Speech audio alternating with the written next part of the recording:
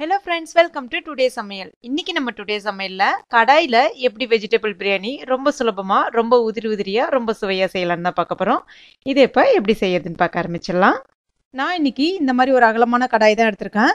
இதுல 2 டீஸ்பூன் அளவுக்கு நெய் சேர்த்துக்கலாம். அப்புறம் 3 டீஸ்பூன் அளவுக்கு எண்ணெய் சேர்த்துக்கலாம். எண்ணெய் நல்லா காஞ்ச பிறகு இதுல ஒரு 3 பட்டை, அப்புறம் ஒரு 4 கிராம்பு, அதுக்கப்புறம் ஒரு 4 ஏலக்காய், அதுக்கப்புறம் 2 பிரிஞ்சி இலை சேர்த்துக்கலாம். அதுக்கப்புறம் கொஞ்சமாக ஜீரகம் சேர்த்துலாம். இப்போ இது எல்லாமே நல்லா பொரிஞ்சு வரட்டும். அதுக்கு அடுத்து தான் ஒரு 15 முந்திரி பருப்பு எடுத்து வச்சுருக்கேன், அதையும் இது கூட சேர்த்துக்கலாம். இப்போ இது எல்லாமே நல்லா பொரிஞ்சிட்டு முந்திரி பருப்பு நல்லா சிவந்து வரட்டும். அதுக்கு அடுத்து தான் ஒரு மீடியம் சைஸ் பெரிய வெங்காயம் பொடிசாக கட் பண்ணி எடுத்துருக்கேன், அதையும் இது கூட சேர்த்துக்கலாம்.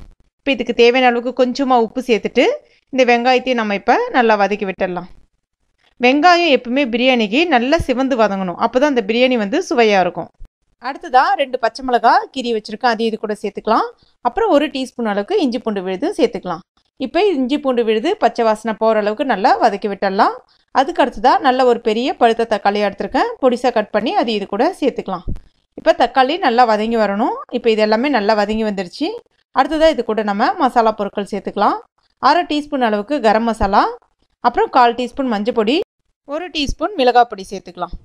இப்போ இது மறுபடியும் நம்ம வதக்கி விட்டுடலாம். மிளகாய் பொடி எல்லாம் சேர்த்த பிறகு ஸ்டவ்வை கம்ப்ளீட்டாக சிம்மில் வச்சுருங்க. அதுக்கடுத்ததாக காய்கறிகள் சேர்த்துக்கலாம். 2 கேரட்டு, அதுக்கப்புறம் ஒரு 10 பீன்ஸ் கிட்ட எடுத்திருக்கேன், அப்புறம் ஒரு உருளைக்கிழங்கு தோல் நீக்கிட்டு சின்ன சின்னதாக கட் பண்ணி எடுத்திருக்கேன். இப்போ இதையும் இதோட சேர்த்து நல்லா வதக்கி விட்டுடுங்க.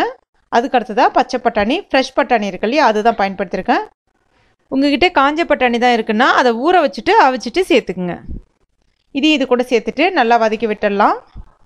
காய் சேர்த்த பிறகு ஒரு 2 நிமிஷம் வதக்கி விடுங்க, அப்போ தான் நல்லாயிருக்கும். அதுக்கடுத்ததாக தயிர் வந்து ஒரு 2 டேபிள் ஸ்பூன் அளவுக்கு தயிர் எடுத்துக்கிறேன், தயிரும் சேர்த்துட்டு வதக்கி விட்டுடலாம். எல்லாமே ஜஸ்ட் உங்களுக்கு ஒரு நிமிஷத்துக்கு கேப்பில் வந்து வதக்கி விட்டு அடுத்த பொருள் சேர்த்துக்கிட்டே இருங்க. அதுக்கு அடுத்ததாக தண்ணி சேர்த்துக்கலாம். நான் இன்றைக்கி 1 கப் அளவுக்கு ரைஸ் எடுத்திருந்தேன், அதனால 2 கப் அளவுக்கு தண்ணி சேர்க்குறேன். இங்கே குக்கரில் செய்கிற மாதிரினா 1 கப் ரைஸ்க்கு 1.5 கப் அளவுக்கு தண்ணி சேர்த்தா போதும். இது நம்ம வந்து கடாயில் வைக்கிறதுனால 2 கப் சேர்த்தா தான் சரியாக இருக்கும். இப்போ இதுக்கு தேவையான அளவுக்கு உப்பு சேர்த்துக்கலாம். இந்த சமயத்தில் காரம் உப்பு எல்லாம் கரெக்டாக இருக்கான்னு செக் பண்ணிக்கோங்க. உப்பு கொஞ்சம் கூட இருந்தால் தான் கரெக்டாக இருக்கும், ஏன்னா அரிசி சேர்த்த பிறகு உங்களுக்கு உப்பு வந்து அரிசியில் ஏற ஆரம்பிக்கும். ஸோ காரம் அதெல்லாமே கொஞ்சம் கரெக்டாக இருக்கான்னு பார்த்துக்குங்க. ஸ்டவ்வை மீடியம் ஃப்ளேமில் வச்சிடலாம். இப்போ இதை நம்ம மூடி வச்சிடலாம். தண்ணி வந்து கொதித்து வரணும். இப்போ தண்ணி கொதித்து வந்துருச்சு. இதில் நம்ம அரிசி சேர்த்துக்கலாம். நான் இன்றைக்கி பாஸ்மதி அரிசி தான் எடுத்திருக்கேன். ஒரு அரை மணி நேரத்துக்கு முன்னாடி ஊற வச்சு எடுத்து வச்சுருக்கேன். எப்பயுமே பாஸ்மதி அரிசி, அதாவது ரைஸ் உடையாமல் வரணும் உங்களுக்கு அப்படின்னா, ஊற வைக்கும் போதே அரிசியை வந்து ஒரு 4 தடவை கழுவிட்டு ஊற வைக்கணும். ஊறினதுக்கப்புறம் அரிசியை வந்து களைஞ்சிட்டு கழுவக்கூடாது. அந்த மாதிரி கழுவுனீங்க அப்படின்னா அரிசி வந்து உடையும். சாதத்தில் போடும்போதும் பார்த்தீங்கன்னா உங்களுக்கு வந்து குழஞ்சிரும். அதனால் எப்பயுமே ஊற வைக்கிறதுக்கு முன்னாடியே வந்து அரிசியை வந்து கழுவிடணும். இப்போ மறுபடியும் நம்ம இதை மூடிடலாம். மீடியம் ஃப்ளேமில் வச்சுருங்க.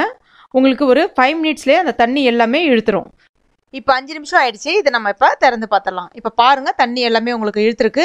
ரொம்ப இழுக்காது, அதாவது சாதம் 3/4 பதத்துக்கு வெந்திருக்கும். கொஞ்சம் அங்கங்கே தண்ணி இருக்கிற மாதிரி இருக்கும்.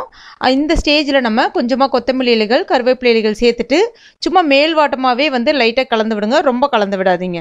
இப்போ மறுபடியும் இதை நம்ம மூடி வச்சிடலாம். மூடிட்டு உடனே நம்ம இதை நம்ம தம் வைக்கணும். தம் வைக்கிறதுக்காக நான் இன்றைக்கி ஒரு பழைய தோசை தவா தான் பயன்படுத்தியிருக்கேன். இல்லைன்னா வீட்டில் சப்பாத்தி தவா இருந்தால் கூட நீங்கள் அதை பயன்படுத்திக்கலாம். ஸ்டவ்வை கம்ப்ளீட்டாக சிம்மில் வச்சுட்டு அந்த தவா மேலே இந்த கடாயை தூக்கி வச்சிடலாம். அதுக்கு மேலே நம்ம தண்ணி அந்த மாதிரிலாம் எதுவும் வைக்க வேணாம். நார்மலாக ஒரு மூடி டைட்டாக இருக்கிற மூடியை மட்டும் நீங்கள் மேலே வந்து மூடி வச்சிடலாம். ஒரு 10 நிமிஷம் இந்த ஸ்டேஜில் வந்து இருக்கணும். அப்போ தான் சாதம் நல்லா உங்களுக்கு உதிரியாக வர ஆரம்பிக்கும். இப்போ ஒரு 10 நிமிஷம் ஆயிடுச்சு. இப்போ நம்ம திறந்து பார்க்கலாம் எந்த அளவுக்கு இருக்குது பாருங்கள். இதில் நம்ம கொஞ்சமாக தேவைக்கேற்ப நெய், அதுக்கப்புறம் கொத்தமல்லி இலைகள் தூவிட்டு நம்ம சர்வ் பண்ணலாம். ரொம்ப அருமையாக இருக்கும். நீங்களும் உங்கள் வீட்டில் கட்டாயம் இந்த மெத்தடில் ட்ரை பண்ணி பாருங்கள்.